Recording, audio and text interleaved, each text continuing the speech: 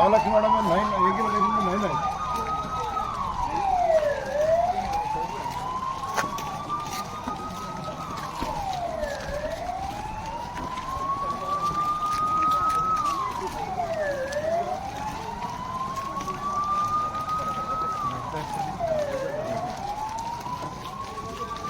షాప్లో హోటల్లో కూర్చొని తాగడం, ఎవరికి ఓటు ఇచ్చారు, ఎందుకు ఇచ్చారు, నాతో సారా ఓటు ఇవ్వడం రా, ఎవరైనా అట్లా చేస్తే మళ్ళీ బంద్ అవుతుంది.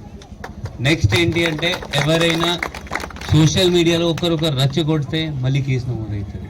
ఇప్పుడు నిన్న కూడా ఒక పర్సన్కి రచ్చగొట్టారు, ఇతని పైన కేసు అయినాయి, క్యాండిడేట్ జైలుకి పోయారు, క్యాండిడేట్ పైన రౌడీ షీట్ ఉంది.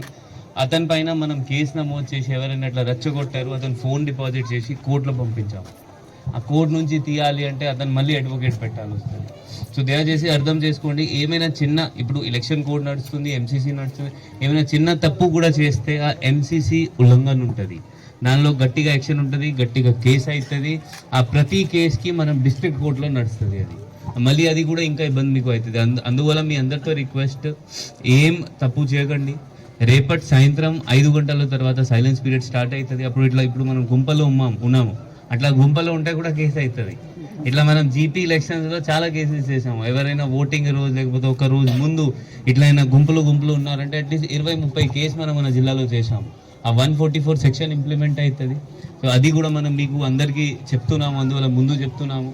దీని తర్వాత కూడా సైలెన్స్ పీరియడ్లో బయట తిరగడానికి వీలు లేదు, ఏం ప్రచారం చేయడానికి వీలు లేదు.